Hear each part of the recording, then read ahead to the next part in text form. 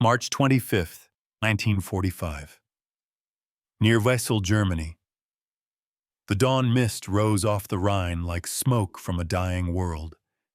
It was March 25th, 1945, the day after Operation Plunder, when Allied forces had finally torn open Germany's western wall. The river, swollen and brown from spring thaw, glimmered under the first light of morning. Its banks were scorched with the remains of war-wrecked pontoon bridges, shattered trucks, and the skeletal remains of the Ninth Army's temporary crossings. From the eastern bank, a Willys jeep idled quietly among the reeds. Its engine muttered like a heartbeat, steady and unhurried. At the wheel sat Lieutenant Colonel Benjamin H. Vandervoort, 82nd Airborne Division.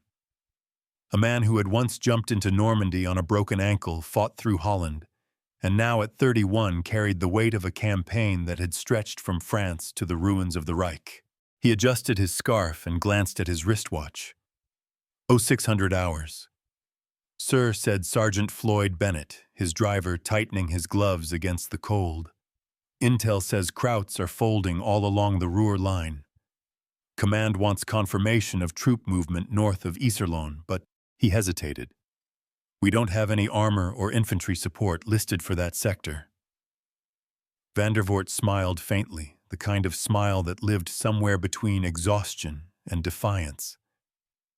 That's because there isn't any, he said. We're going to see for ourselves. The sergeant frowned. Sir, you mean alone in this?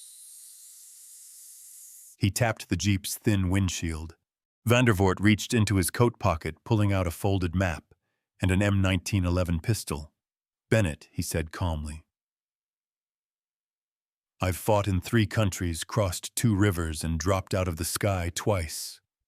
If the Army can't spare me a tank, I'll take a jeep. The radio operator in the back seat, Corporal Willis, smirked as he adjusted the set's dials. You heard the man, Sergeant. Guess we're the tip of the spear again. Vandervoort looked eastward where the fog hid the broken villages of the Ruhr Valley. Beyond that mist lay tens of thousands of German troops, retreating, starving, demoralized, and desperate.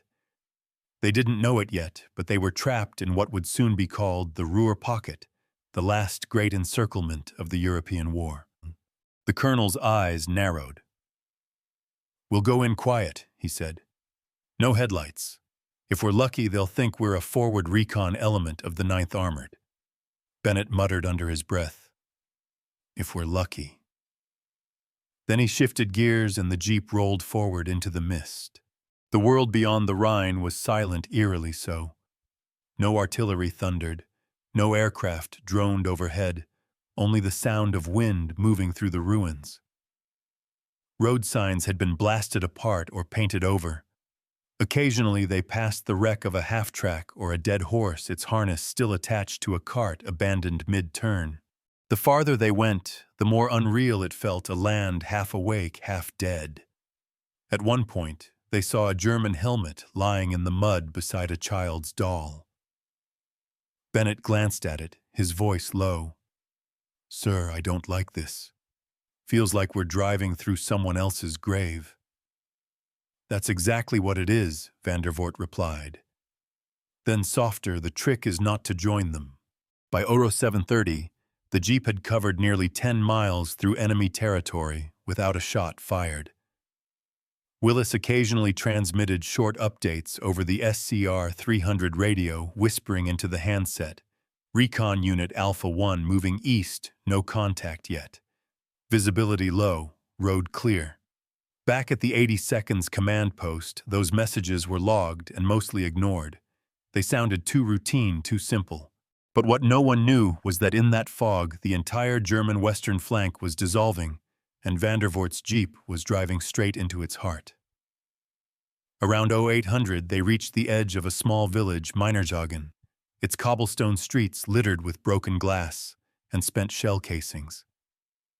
A church bell hung sideways in its steeple, the metal warped by heat. The jeep slowed as Vandervoort scanned the road ahead through his binoculars.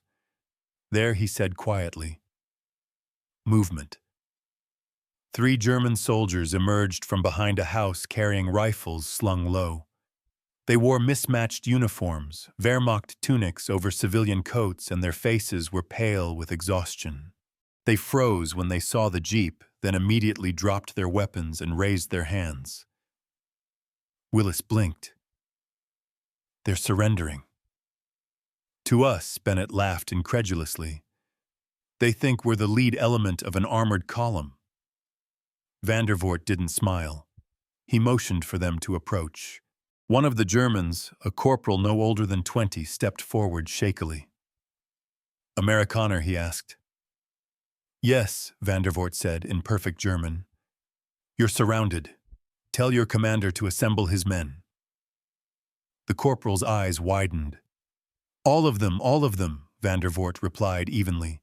"And quickly. I don't have all day." The young man hesitated, then nodded rapidly, and ran back toward the village. Bennett looked at his commander in disbelief. "Sir, are we actually Vandervoort cut him off? We'll see how far they're willing to believe a good story." He adjusted his collar, lit a cigarette, and leaned back in his seat. Smoke curled upward into the mist. Somewhere ahead, the sound of boots echoed through the empty streets, dozens, maybe hundreds. The colonel exhaled slowly. "Gentlemen," he said, voice calm and quiet, "let's see how far a jeep can go before the world calls its bluff." The mist shifted, and the first column of German soldiers began to appear. March 25, 1945. Meinerzhagen, Germany. The sound came first, the dull rhythmic clatter of boots on cobblestone. Then through the drifting fog, shapes began to form, columns of men in gray coats, hands raised, weapons slung uselessly over their shoulders.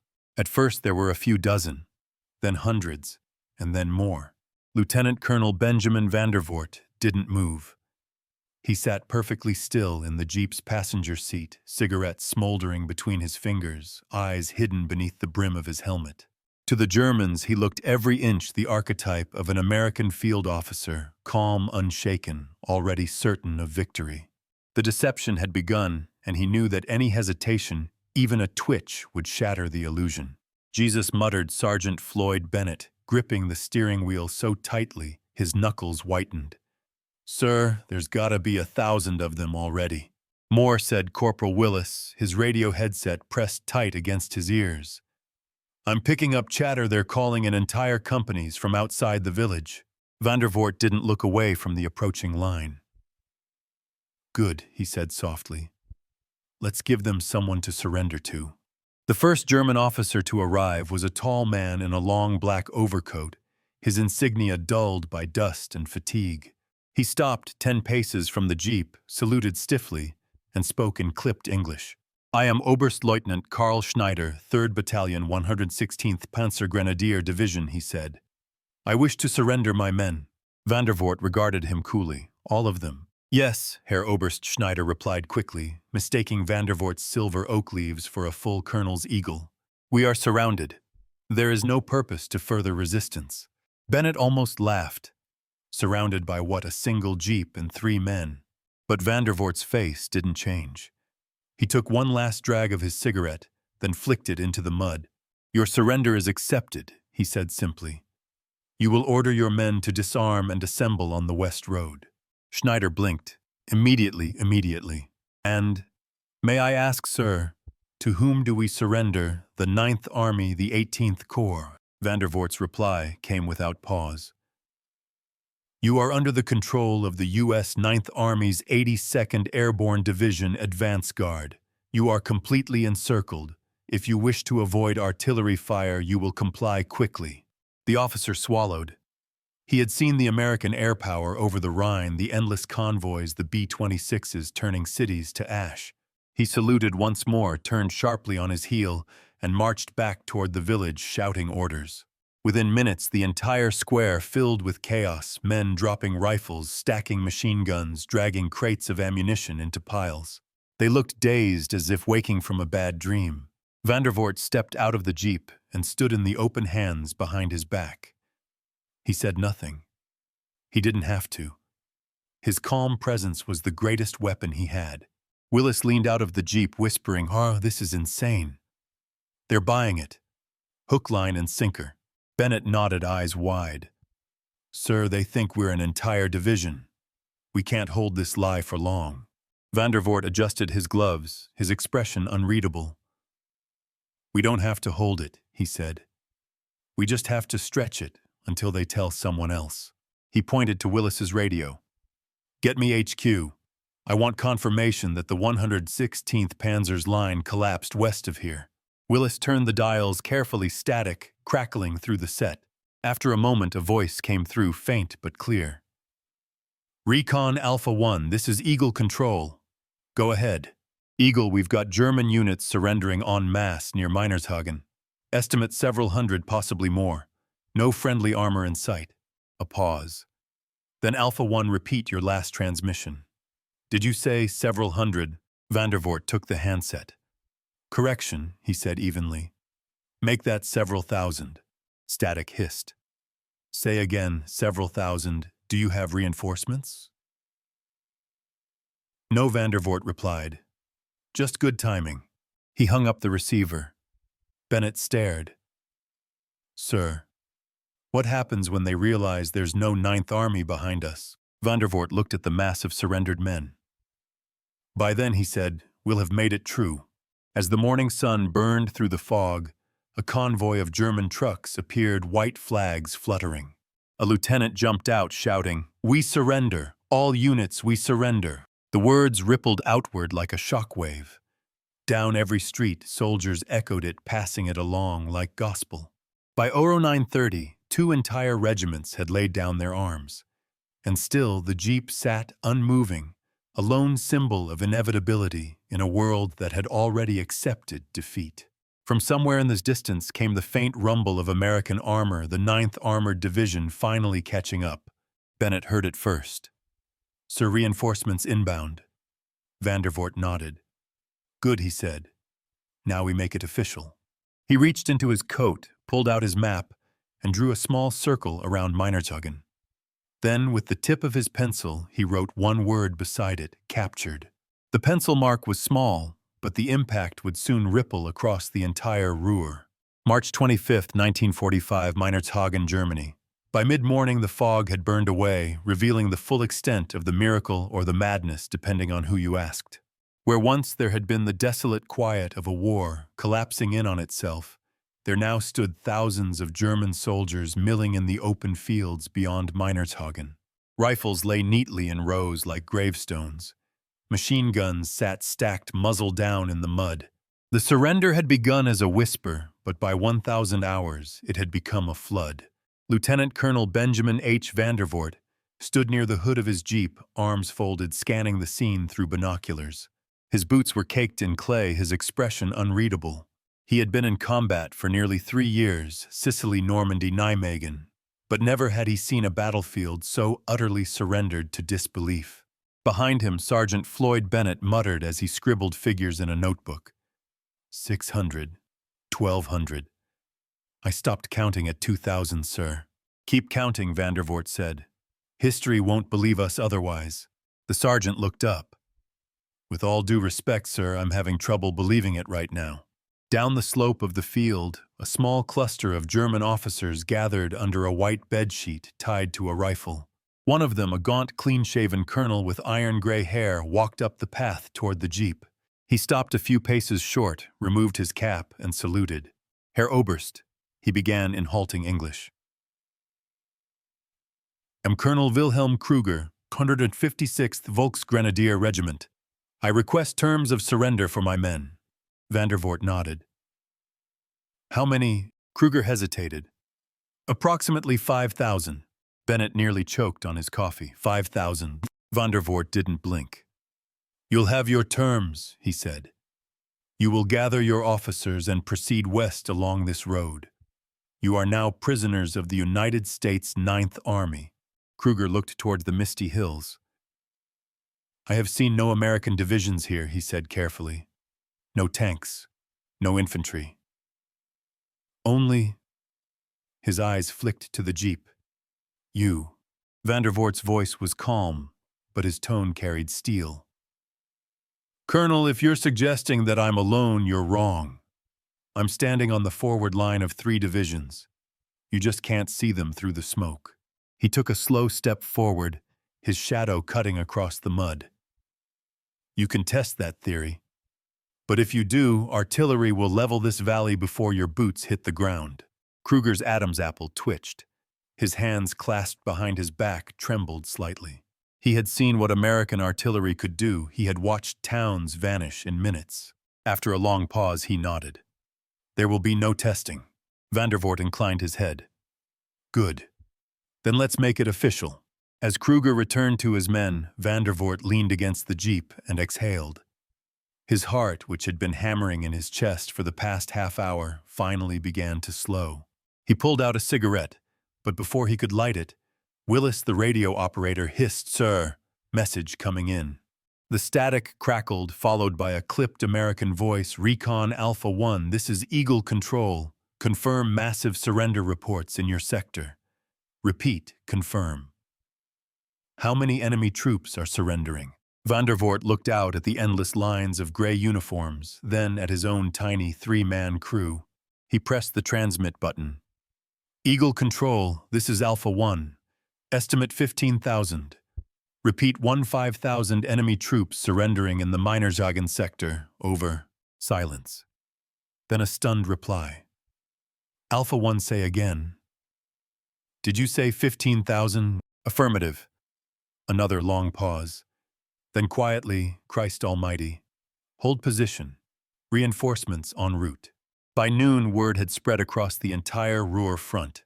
From General Simpson's headquarters at 9th Army to Eisenhower's forward command post, messages flew like sparks across the telegraph lines. "Unconfirmed report, mass German capitulation near Iserlohn. American recon unit, 3 men, 1 jeep. Enemy strength estimated at division level. Situation unfolding." At first, many assumed it was a joke, but as intercepted German radio traffic confirmed that large formations were indeed laying down arms, disbelief turned into astonishment. A lieutenant at Simpson's HQ scribbled in the margin of his report, "If this is true, 1 jeep just did what 10 divisions couldn't." By early afternoon, the trickle of prisoners became a river. Columns stretched for miles along the valley roads, gray lines weaving between the hills. Hands raised weapons stacked in heaps taller than men. Some carried white cloths on sticks. Others simply marched in silence, their faces blank. One German major approached Vandervoort directly. His face was red with anger and humiliation. "You deceived us," he hissed in English. "There were no divisions, no tanks." Vandervoort met his glare calmly. "You deceived yourself, Major. You stopped fighting before we had to prove it." The man stared at him, then let out a bitter laugh. "Perhaps," he said, "but it takes more courage to trick an army than to command one." He saluted sharply and walked away. By 1500 hours, American reinforcements finally arrived. Jeeps, armored cars, and infantry columns rolling down the same road Vandervoort had come in on that morning. The soldiers stopped in disbelief at the sight before them. Thousands of enemy troops standing in ordered lines guarded by a handful of paratroopers who looked more confused than victorious. A young captain approached Vandervoort. "Sir, what the hell happened here?" Vandervoort straightened his jacket. "They surrendered. All of them, every last one."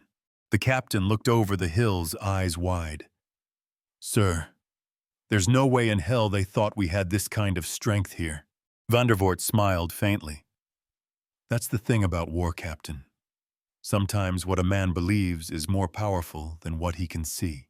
He turned toward the horizon, where the last columns of gray were still marching in their boots, scuffing the earth in weary rhythm. The war for them was over, but for Vandervoort and his men it had only entered legend. March 26, 1945, Ruhr Pocket, Germany. By dawn the next morning, the roads of Minershagen looked like something out of a fever dream. Every lane, every muddy ditch, every stretch of pasture was clogged with German soldiers who had surrendered overnight. Columns stretched beyond sight, miles of men standing under a low gray sky, the breath from their mouths rising like smoke. The war in the Ruhr was collapsing not from gunfire, but from the invisible weight of belief, a belief in defeat so complete that it spread faster than any army could move. At the center of it all sat the same battered Willys Jeep, its olive paint chipped, its windshield streaked with mud, and its white star half obscured by grime. Vandervoort stood beside it. The collar of his coat turned up against the morning chill, watching, as prisoners were organized into lines by the first real Allied infantry to reach the area. 15,000, sir, a clerk from the 30th Infantry Division, reported holding a clipboard slick with drizzle. That's the latest count. Most from the 116th Panzer Grenadier and the 256th Volksgrenadier regiments. Vandervoort nodded. Any resistance? None. They're exhausted, hungry, disarmed, and honestly relieved. The clerk hesitated. Some said they thought the Americans had already surrounded the Ruhr completely. They believed they were the last holdouts. Vandervoort's gaze swept the field. They weren't far wrong. He walked slowly between the lines of surrendered men. The prisoners lowered their eyes as he passed, not out of hatred, but of shame.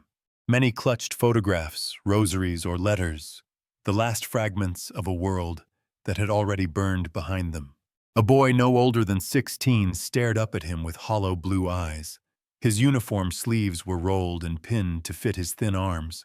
Vandervoort stopped, reached into his coat, and handed the boy a chocolate bar from a K ration pack. Essen, he said quietly. Eat. The boy nodded wordlessly, his hands trembling as he tore the wrapper. Bennett, watching from the jeep, shook his head. Sir, it's crazy. These guys were supposed to be the backbone of what was left of the German army. Vandervoort exhaled a slow breath. That's the thing about backbones, Sergeant. Once they bend, they never stand up again. By mid-morning, reporters began arriving from the 9th Army's press corps, gray-coated men with notepads, cameras, and questions that came like machine gun fire. Colonel Vandervoort, is it true you accepted the surrender personally? Were you acting under orders? How many men did you have? Did you expect this outcome? He gave the same answer to all of them. We just did our job. But the truth was spreading faster than his denials could contain it. By noon, radio operators were relaying the story to London and New York. By nightfall, headlines across Europe were calling it the surrender of the Ruhr by a single jeep. Some versions claimed Vandervoort had commanded an entire phantom battalion. Others said he'd bluffed the Germans by radio-threatening artillery that didn't exist. The facts didn't matter anymore. The legend had already taken root. Far away in the wreckage of a German command post near Hagen, a captured Major Dietrich Weber of Army Group B read one of those reports with disbelief. He was a career officer decorated in France and the Eastern Front, now sitting in a makeshift POW enclosure with a wool blanket over his knees. When the interpreter read the story aloud, how an American officer in a single jeep had compelled 15,000 men to surrender, Weber shook his head and laughed bitterly. Impossible, he said in German. No one would believe that. Then he looked out across the hundreds of prisoners beside him, cold, defeated, and grateful to be alive, and his laughter died in his throat. Or maybe he muttered softly, "We have forgotten how belief works in war." That same evening, in the field tent not far from Vandervoort's position, General William H. Simpson, commanding the 9th Army, sat hunched over a field map. His staff officers stood around him, trying not to smirk as they briefed the situation. 1 jeep, sir. 3 men. Estimated 15,000 prisoners. Simpson raised an eyebrow. That's not a typo, no, sir. He leaned back, removed his glasses, and rubbed his temples. You're telling me 1 paratrooper and a radio operator just bagged a corps? Yes, sir. Simpson chuckled. Hell, give him a battalion if he wants one. Or maybe just another jeep. Laughter rippled through the tent. But then the general's tone hardened. Gentlemen, remember, this deception is as old as war itself. If 1 man can make an army surrender through sheer confidence, then we're looking at more than luck. That's leadership. He looked toward the map again, where the Ruhr pocket was slowly shrinking under Allied advance arrows. Get this to Schaeff, he said finally. Eisenhower's going to want to hear it. Outside, the night was still and cold. Vandervoort sat beside a small campfire with Bennett and Willis sipping coffee that tasted faintly of gasoline. The men were quiet, listening to the distant rumble of trucks hauling prisoners away. After a while, Bennett spoke. "Sir, you think anyone will believe it, what we did?" Vandervoort smiled faintly. "Maybe not." He tossed a twig into the fire, watching the sparks drift upward. "But the men who were here will never forget it." Willis grinned. 15,000 prisoners and 3 guys with a jeep. Kinda sets the bar high for the rest of us. Vandervoort's eyes flicked toward the dark horizon. "No, Corporal," he said softly. "It sets the bar for what belief can do." The fire crackled. Somewhere in the distance, a captured German bugler played a slow, uncertain tune, half anthem, half elegy. The war wasn't over yet, but its shape had changed forever. March 27, 1945, north of Iserlohn, Germany. The morning mist rolled low over the valleys of the Ruhr, cloaking everything in ghostly silence. Where there had once been the thunder of artillery and the clatter of retreating armor, there was now only the shuffle of boots, endless lines of German soldiers trudging westward, hands raised, rifles left behind. To the few Allied officers overseeing the process, it looked less like a surrender and more like an exodus. A nation's army once feared across continents was simply walking away. And in the center of it all, the story of the Jeep that ended a war kept spreading, whispered from campfire to campfire, radio to radio, until it reached every outpost between Cologne and Kassel. Lieutenant Colonel Benjamin H. Vandervoort hadn't slept more than 3 hours since the surrender began. He sat on the hood of his Jeep, cigarette between his fingers, scanning a new field report that had just arrived from Corps headquarters. It read simply, "Enemy morale collapse confirmed. Multiple units surrendering without contact. Recommend psychological exploitation." He looked up at Sergeant Bennett, who was pouring coffee into tin cups. "Psychological exploitation," Vandervoort muttered. "That's one way to describe 3 guys bluffing an entire army." Bennett handed him a cup. "Sir, I heard one of the MPs call it Operation Jeep." Vandervoort gave a dry chuckle. "Catchy. Let's just hope the Germans never realize how small it really was." Across the valley, the remnants of the 116th Panzer Division were being processed. Their commander, General Major Siegfried von Schwerin, had arrived under guard, a tall, dignified man with the look of someone whose soul had aged decades overnight.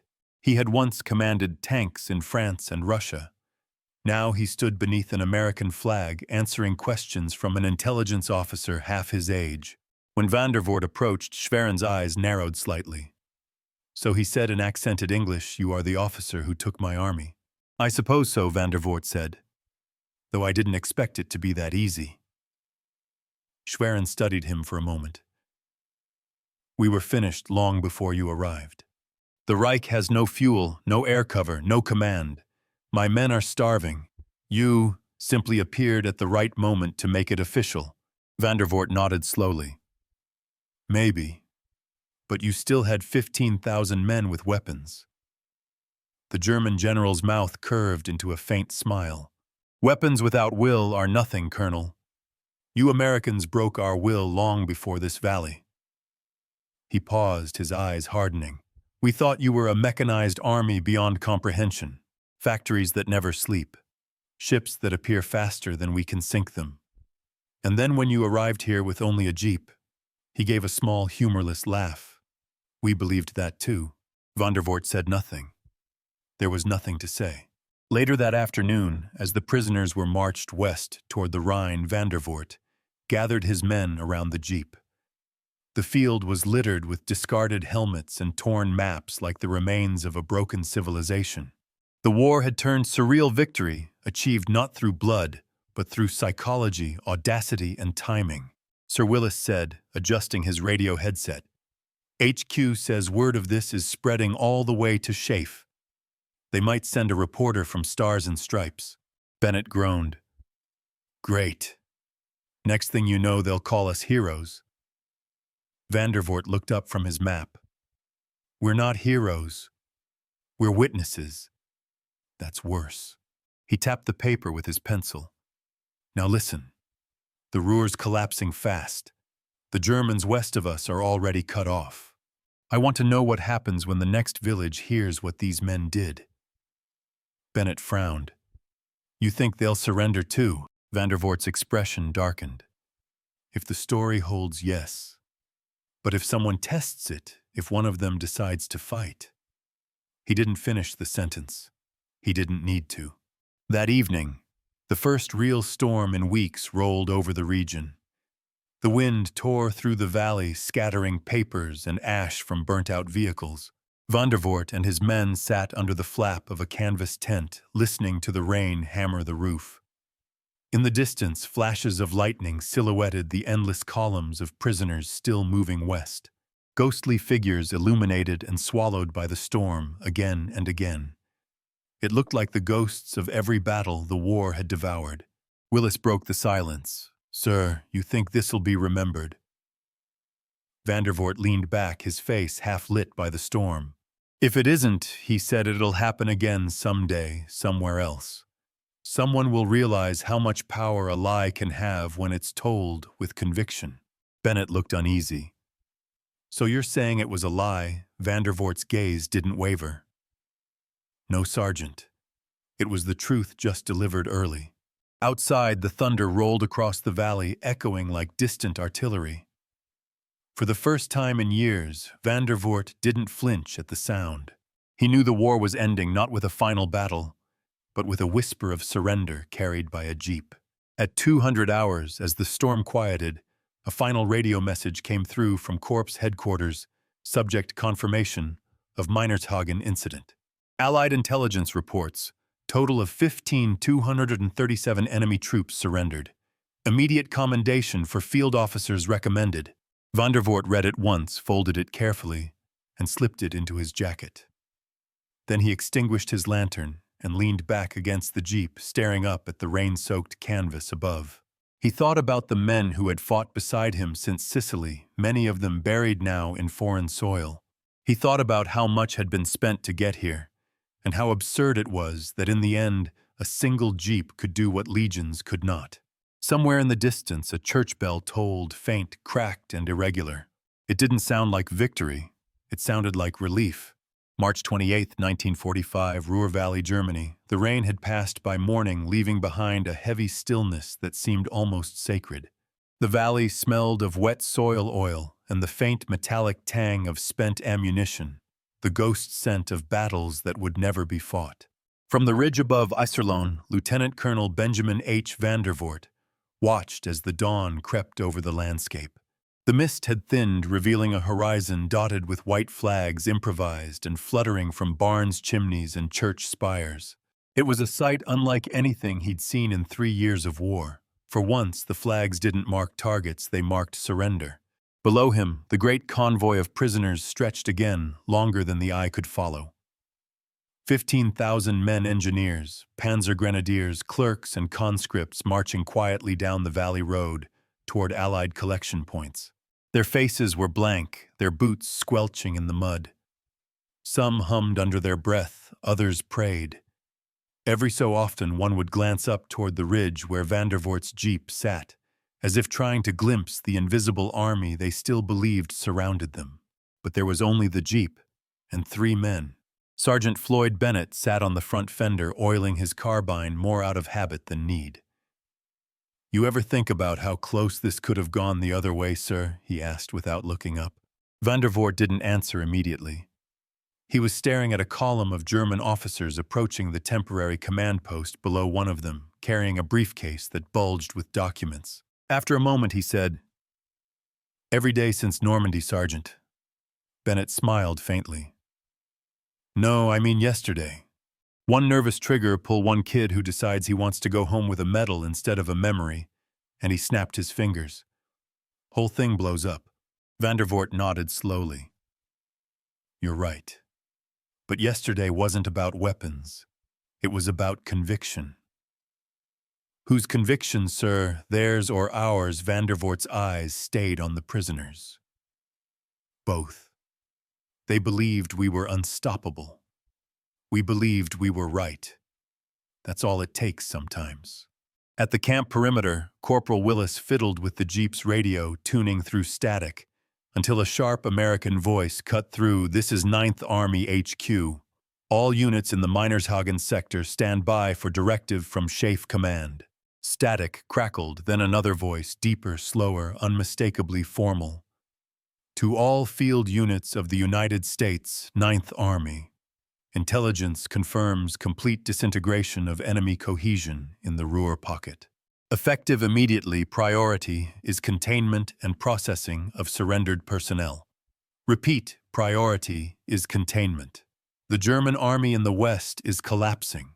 Willis grinned, glancing over his shoulder. "You hear that, sir? They're folding everywhere." Vandervoort stubbed out his cigarette against the hood.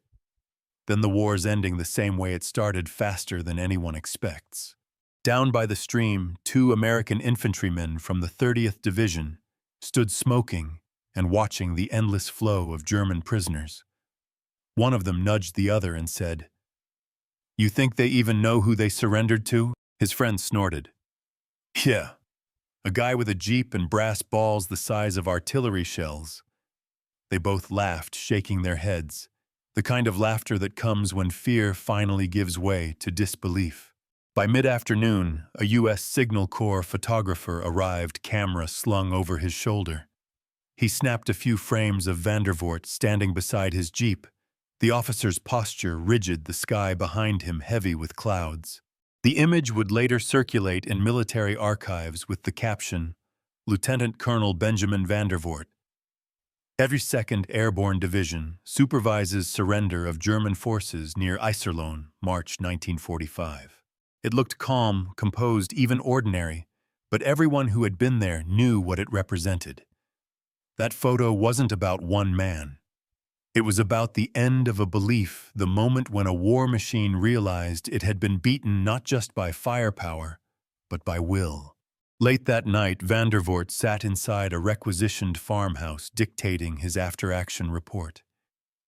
The single light bulb above him flickered, casting long shadows across the table. He spoke slowly, his voice low and gravelly. At approximately 0830 hours, enemy officers approached under flag of truce. Estimated 15,000 surrendered without resistance. No hostile action observed. Primary cause of capitulation assessed as breakdown in communication and psychological fatigue. Recommend investigation into enemy morale collapse for future tactical planning. He stopped, pen hovering above the paper, and stared at the words he'd just written. He knew they were true, but they didn't capture what had really happened out there. How could a few lines on a report explain what it felt like to watch an entire army give up without a fight? How could ink describe the sound of boots surrendering to silence? He scribbled one final line at the bottom of the page, victory achieved by perception alone. He folded the report, slid it into an envelope, and handed it to Willis. "Get this to headquarters first thing." "Yes, sir." The night deepened. Rain began to fall again, soft and steady this time. Outside, the last of the surrendered men were bedding down under makeshift tents, the glow of their campfires dotting the valley like stars. Vandervoort stood at the window, staring out into the darkness. For the first time in weeks, he allowed himself to feel the fatigue, the weight of everything behind him: Sealy, Normandy, Holland, now Germany.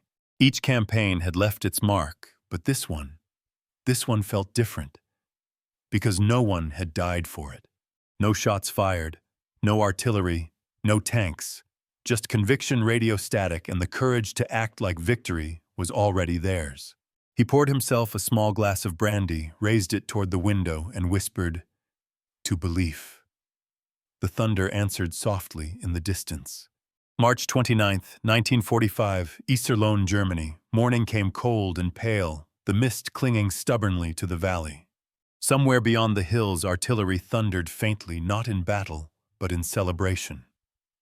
The Ruhr pocket was sealing shut.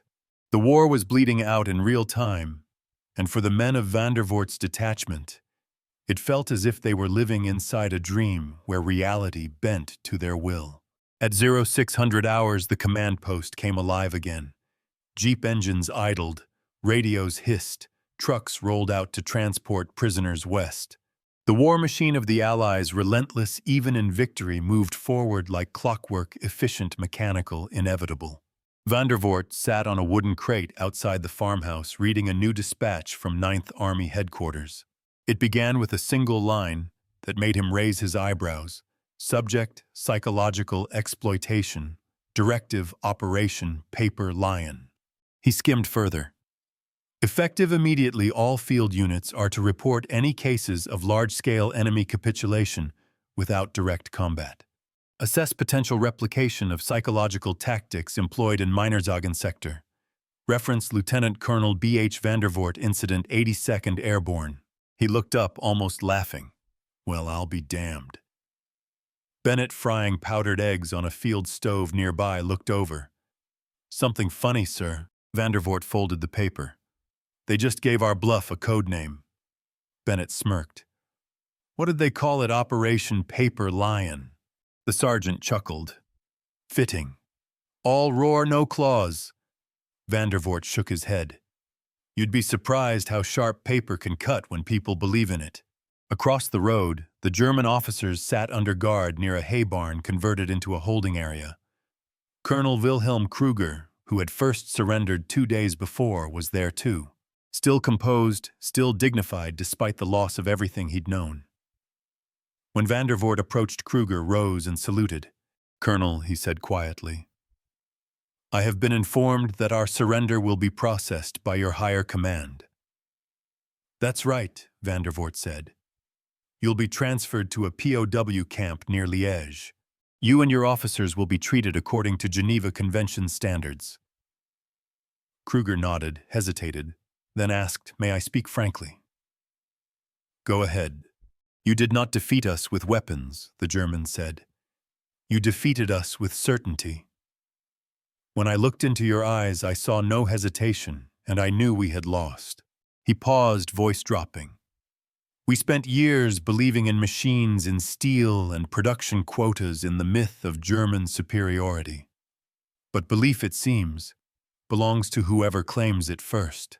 Vandervoort studied him for a long moment, then said, War's funny that way.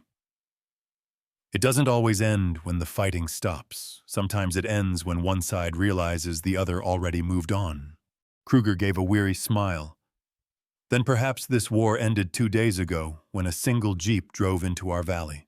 By noon, the first Allied reporters began filing their stories.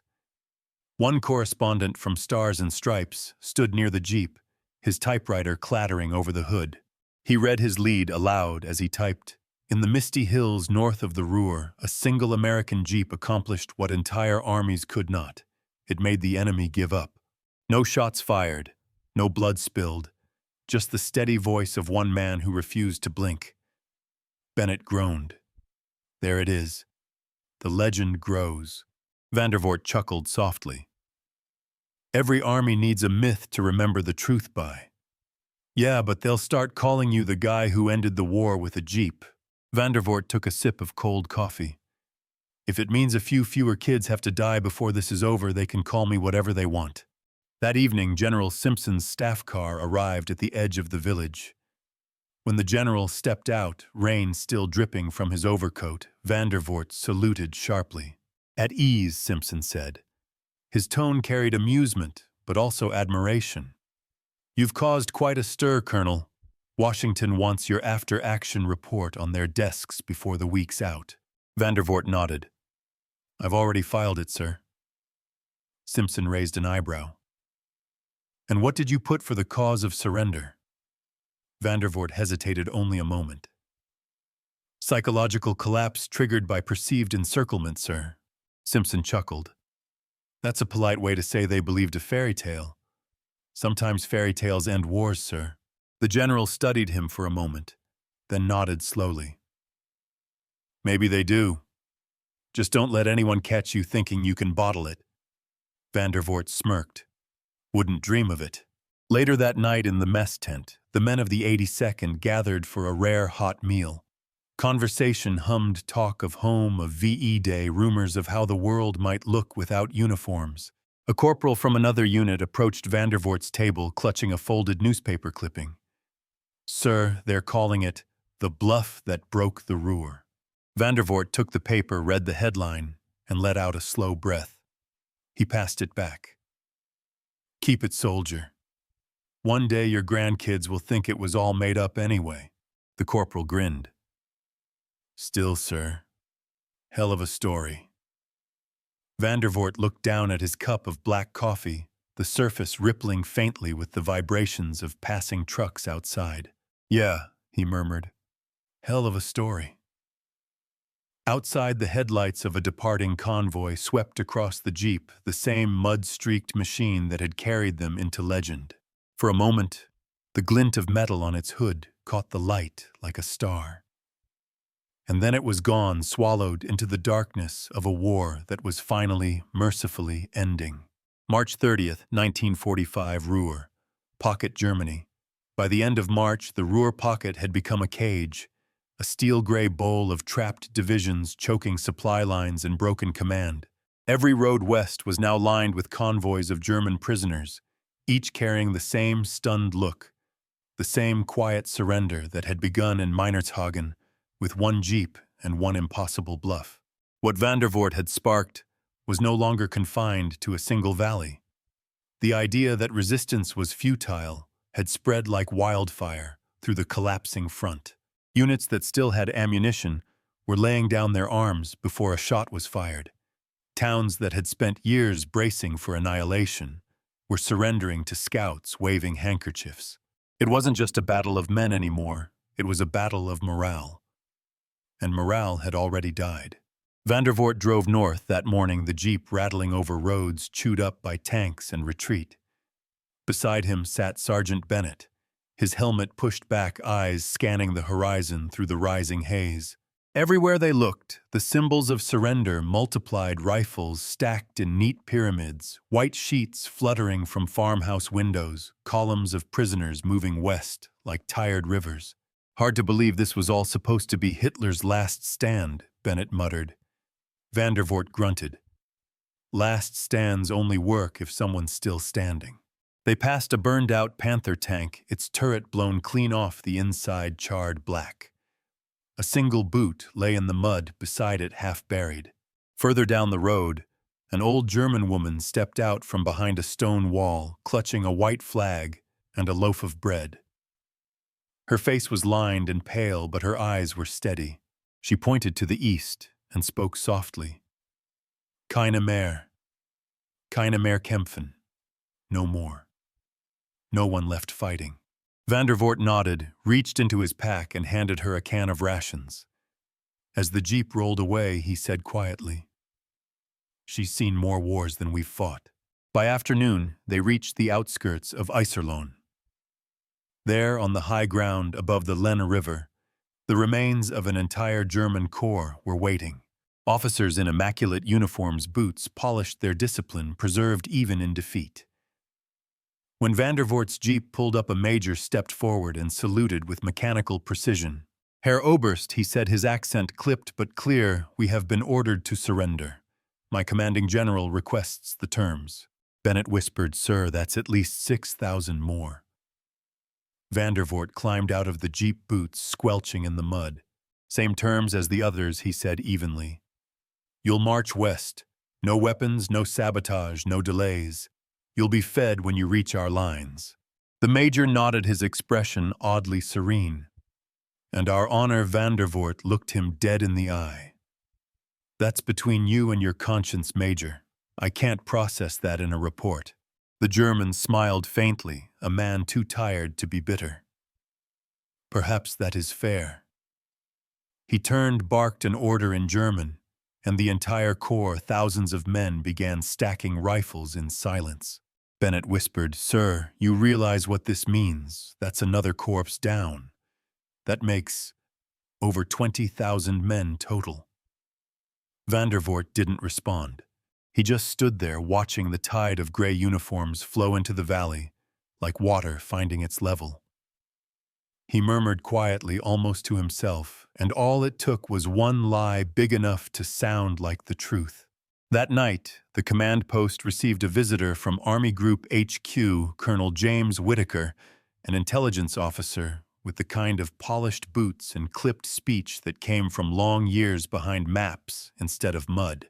He arrived just after sunset, his Jeep headlights slicing through the dark. Inside the farmhouse, he wasted no time. "Colonel Vandervoort," he began, laying a folder on the table. "Your actions have been analyzed at Corps and Army level. I'm authorized to inform you that SHAEF has classified the Meinershagen operation as a case study in tactical psychological warfare." Vandervoort raised an eyebrow. "You mean bluffing?" Whitaker smiled thinly. "If you prefer plain English, yes, but you should know it worked. We've already replicated it twice. Near Ludenscheid and Altena, entire battalions surrendering to reconnaissance patrols." Bennett let out a low whistle. "Guess we started a trend." Whitaker ignored him. "There's even talk of formalizing this into doctrine. Something about low-force deception tactics." Vandervoort frowned. "Doctrine. You can't teach this in a classroom, Colonel. It's not something you plan. It's something you feel." Whitaker adjusted his glasses. "Perhaps. But command sees it differently. They want to study how far the mind can bend before the body breaks." He closed his folder. "For what it's worth, Washington is impressed. You might find yourself cited in a few textbooks after this." Vandervoort leaned back in his chair. "If that means fewer men dying, they can write whatever they want." Whitaker gave a curt nod, saluted, and left. The sound of his Jeep faded into the night, leaving only the soft ticking of the rain on the roof. Hours later, Vandervoort found himself standing outside again. The valley was quiet save for the distant hum of generators and the occasional cough of a truck engine. He looked at the long lines of campfires glowing across the horizon, a sea of orange embers marking the presence of tens of thousands of surrendered men. To any observer, it looked like victory. But to Vandervoort, it felt different, hollow, almost surreal. He thought about all the men who had died storming hedgerows, crossing rivers, fighting for inches of ground, and how he had ended a battle with words and posture. It didn't feel like cheating, but it didn't feel like triumph either. It felt like something the human mind wasn't built to understand, that sometimes in war perception kills faster than bullets. He whispered into the cold. "Let's hope no one ever learns to use this better than we did." The night swallowed the words whole. And far away in the heart of the collapsing Reich, the echoes of surrender continued to ripple, one Jeep, one man, one illusion at a time. April 1st, 1945, Western Germany. The first day of April brought a strange stillness to the front. No one trusted it at first. The quiet after years of thunder and iron always felt like a trick, a breath drawn before another storm. But as the sun rose through the haze over Western Germany, the truth became clear: the Ruhr was finished. From the air, Allied reconnaissance pilots could see the shape of the collapse miles of German soldiers marching west in organized chaos, throwing down rifles and helmets in ditches as they went. Radio intercepts confirmed that hundreds of thousands were surrendering across the region, their formations dissolving like sand under a tide. And at the center of this implosion, the field reports all traced back to the same name: Lieutenant Colonel Benjamin H. Vandervoort, Meinershagen sector. The Jeep, the bluff, the beginning of the end. By 0700 hours, Vandervoort's position had transformed into a full-scale processing point. Prisoners poured in by the thousands, filling the valley with a dull roar of boots coughs and murmured German. The smell of damp wool, diesel, and smoke hung heavy in the air. American MPs herded the surrendering columns toward fenced enclosures, tagging each group with numbers scrawled on cardboard placards. It was no longer a battle. It was logistics. Bennett leaned on the Jeep's fender, chewing on a cold biscuit as he watched the human tide. "Sir, I heard they're calling this the biggest surrender in the West since 18. Vandervoort didn't answer right away. He was scanning the distant ridges with binoculars, half expecting to see movement resistance artillery, anything that would make this feel like war again. But there was nothing. Only gray sky, gray uniforms, gray faces. When he finally spoke, his voice was low. The difference is, this time they know it's over. At midday, a convoy of British trucks rolled in from the east, their drivers gawking at the scale of it. A major from the British Hex-Sex Corps stepped down, his khaki greatcoat flecked with mud. He walked up to Vandervoort and extended a gloved hand. Major John Alden. We've been hearing rumors, old boy. Thought we'd come see for ourselves. Vandervoort shook his hand. You'll find the rumors are true. We've got more prisoners than we have rations. Alden surveyed the scene, the endless queues of men, the stacked rifles, the empty looks. Good Lord, he muttered. Looks like you scooped up half the Wehrmacht with a fishing net. More like a bluff, Bennett said dryly from behind the jeep. Alden turned. A bluff? Vandervoort smiled faintly. Let's just say they surrendered before we had to prove anything. The British officer gave a short, incredulous laugh. And to think the brass keeps telling us deception is for the intelligence boys. Seems the real trick was confidence all along. Vandervoort nodded. And timing. Alden's grin faded. Well, whatever you did, it's broken their back. The word's spreading faster than our advance. I heard a panzer battalion east of here surrendered to a reconnaissance motorcycle. Bennett blinked. 1 motorcycle, 2 men, Alden confirmed, and 1 sidecar-mounted machine gun that never fired. The 3 men exchanged a silent look, part amusement, part awe. It was absurd, and yet it was happening everywhere. By late afternoon, Vandervoort received orders to move north to coordinate with elements of the 9th Armored Division near Dortmund. He knew what that meant. The front was moving again, and his little valley of disbelief would soon be folded into the broader tide of history. Before leaving, he walked once more through the ranks of German prisoners. Many were sitting on their helmets, heads bowed, muttering prayers or songs from home. An old officer with a bandaged arm rose as Vandervoort passed and gave a stiff salute. Vandervoort returned it. The man said quietly, "You Americans fight differently. You make men surrender without destroying them." Vandervoort stopped. That's the goal, isn't it? The German smiled weakly. No, Colonel. The goal of war is always to destroy. You've just remembered what we forgot, that minds can break before bodies. He sank back down, leaving Vandervoort standing alone among the silent thousands. That night, as his jeep bounced along a rutted road toward the front, Vandervoort looked out over the dark fields where campfires glimmered like constellations.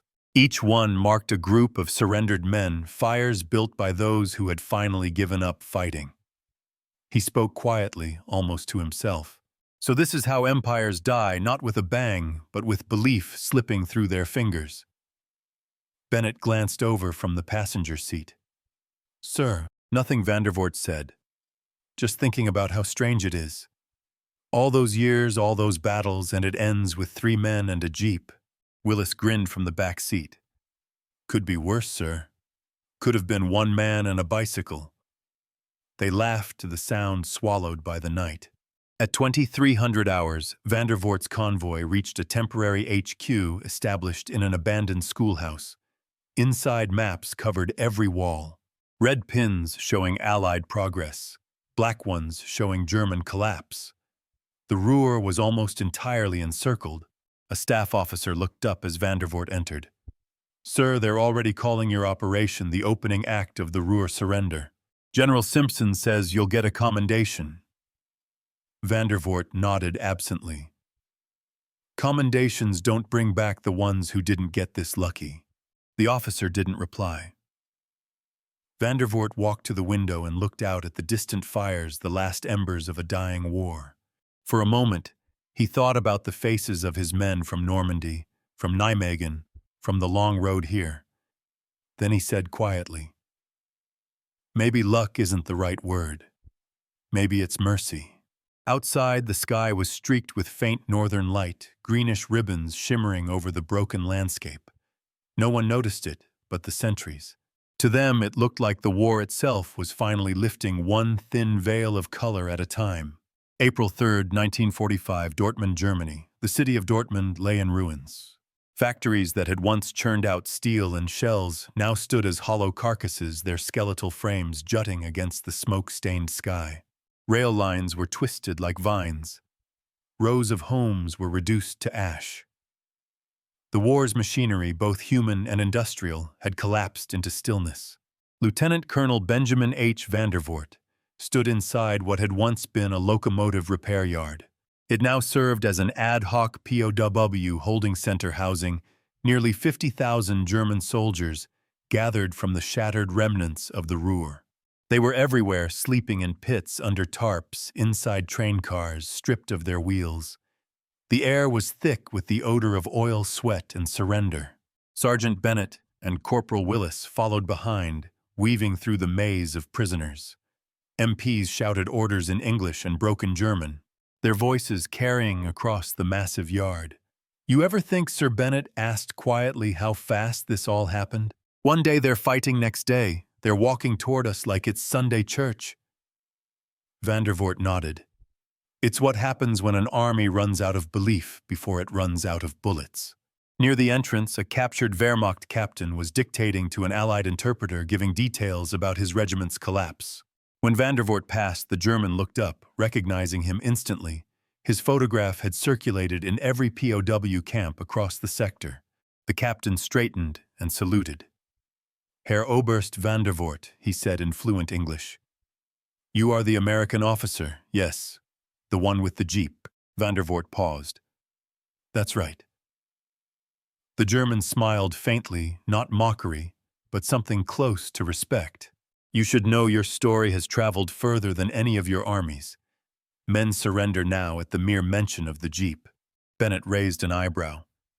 "You mean to tell me you people are scared of a 4-cylinder Willys?"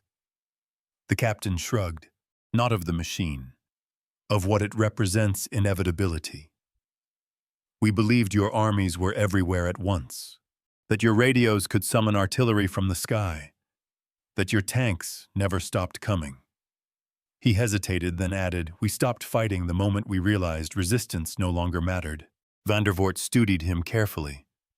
And now the captain looked around the camp at the thousands of his comrades, huddled in mud and exhaustion. Now he said softly, "We wait to see if mercy exists in victory." That evening, Vandervoort sat in the former foreman's office, the only intact room in the complex. The glow of a single lantern flickered against the cracked plaster walls. He flipped through a small stack of letters, personal notes from Washington, from 9th Army HQ, from other officers in the field. All praised his decisive leadership, his unprecedented psychological achievement. But the words felt hollow. Every letter reduced the reality to a headline, a clean, tidy story of heroism that left out the mud, the faces, the silence of men realizing their world was over.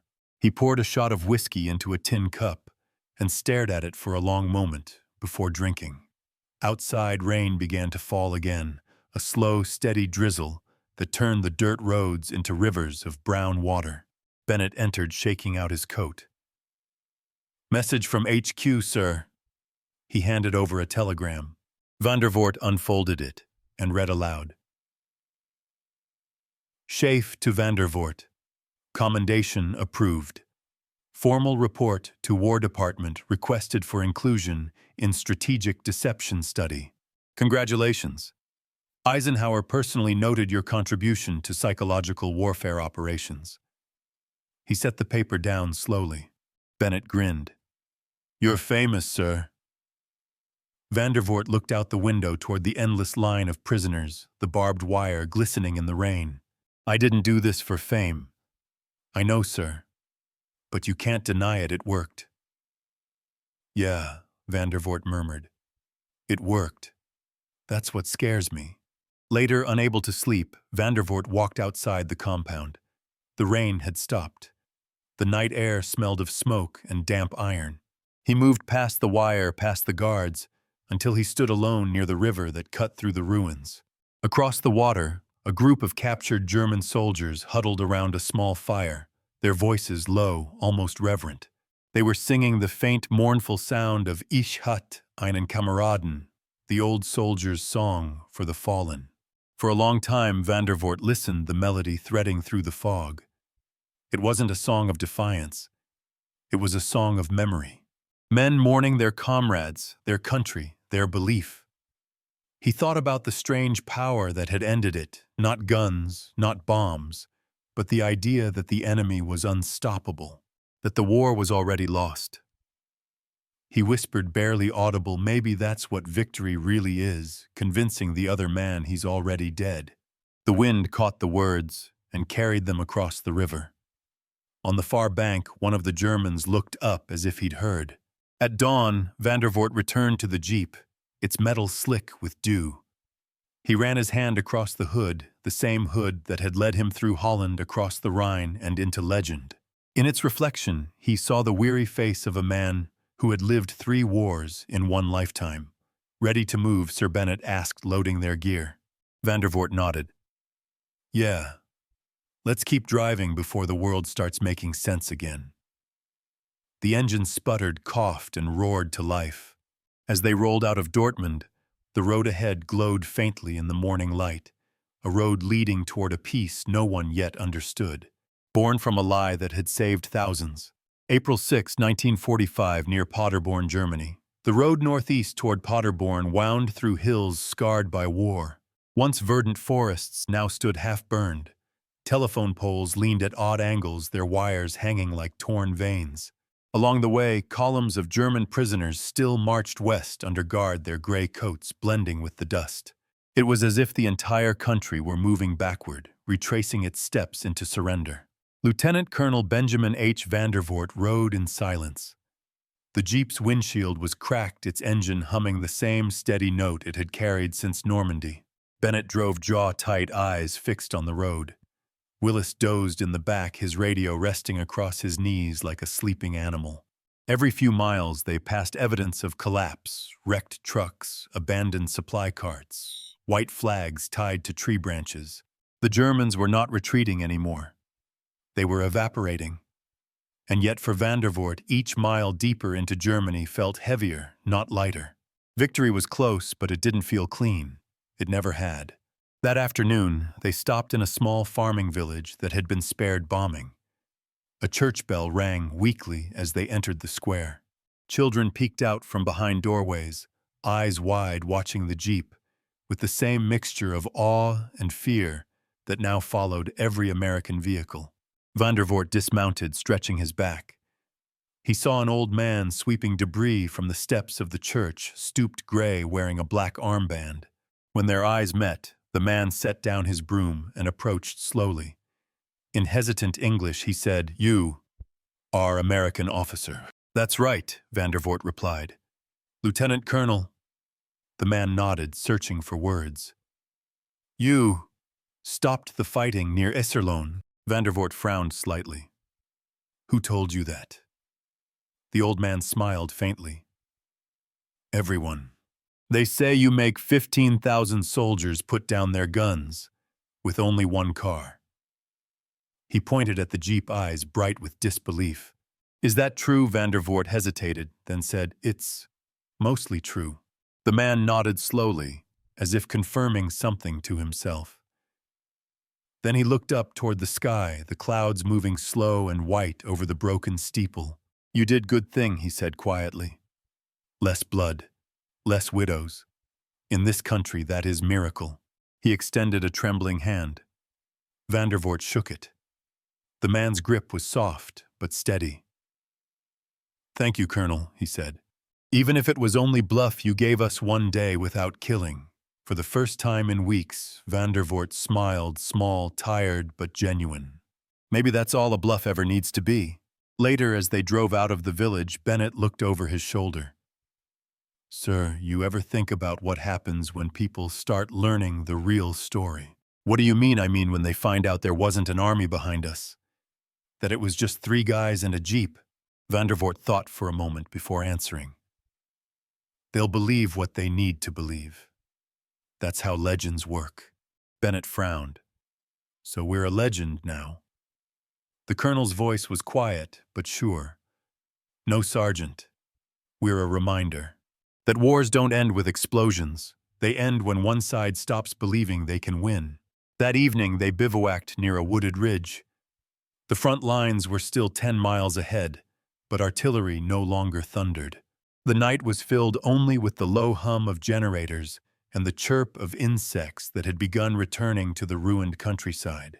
Vandervoort sat alone by the jeep, writing in a small leather-bound notebook, something he rarely did.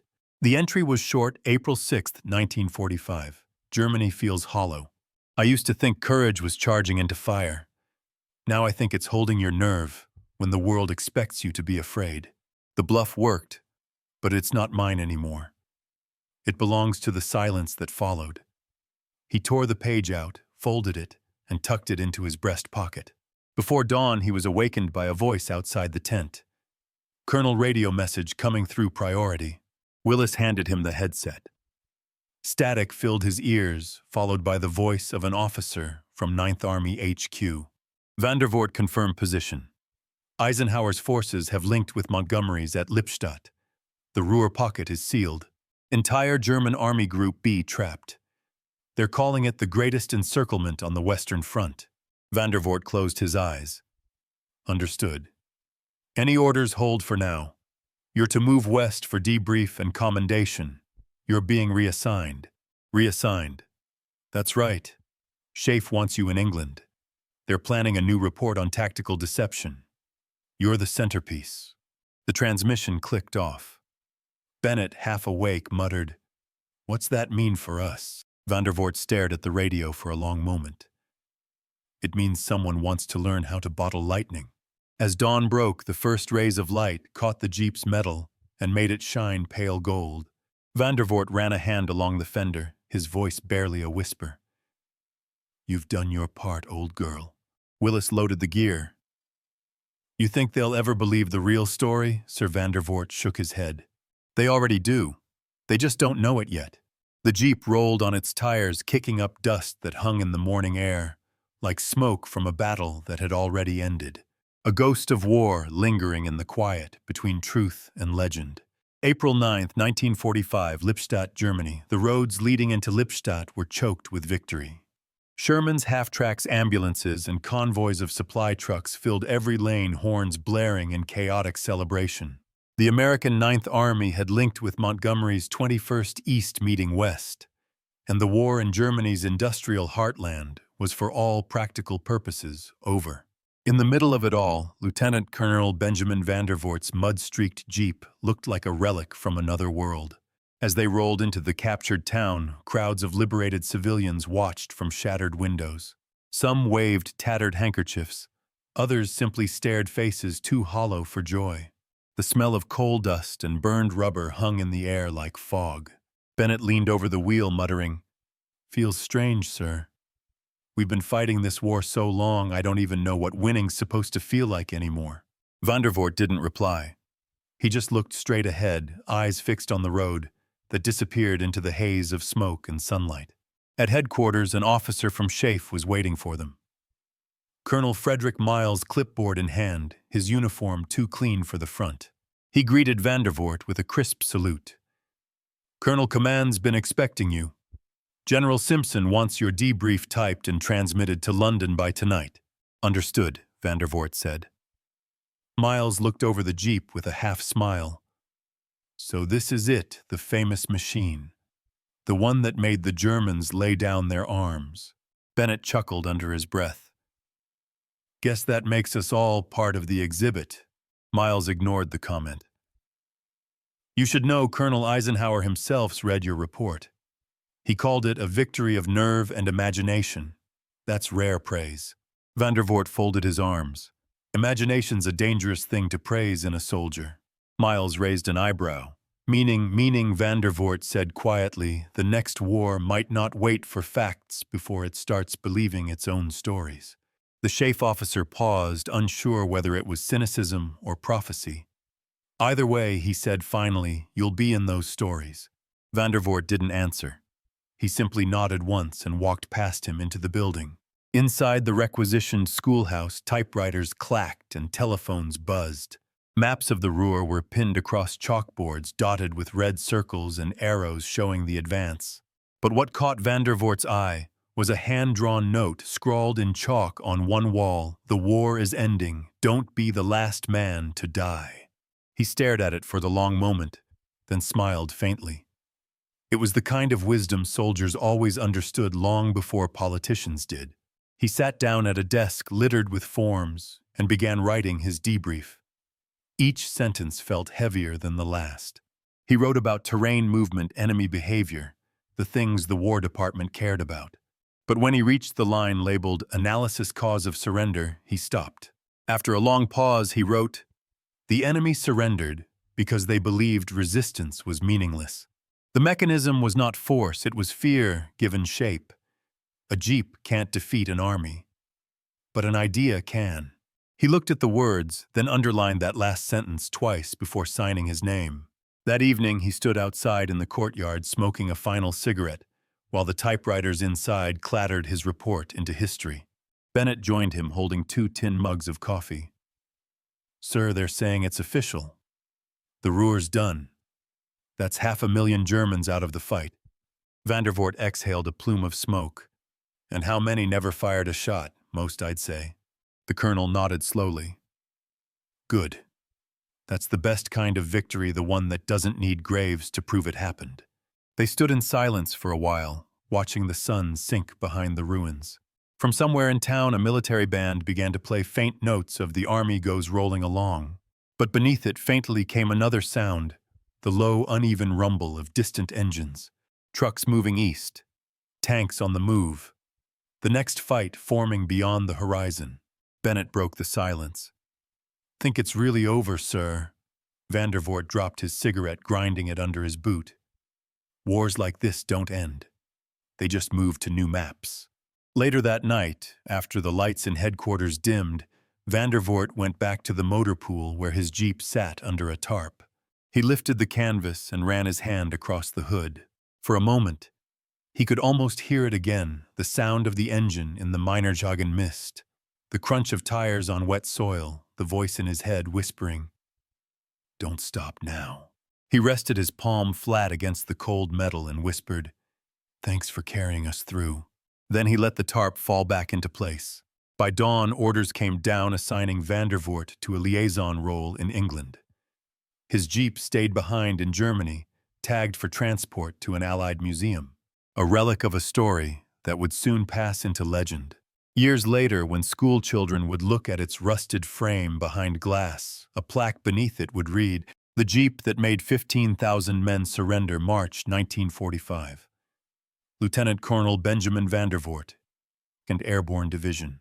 No one would know the mud, the fear, the thin line between bluff and truth. But Vandervoort never minded, because he knew the real weapon wasn't the jeep or the radio or even the man. It was belief, and belief once planted could move armies. The war was nearly over.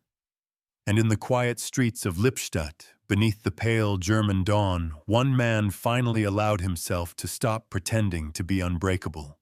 He smiled once faintly and whispered to no one in particular, "Let them laugh. A bluff saved more lives than bullets ever did."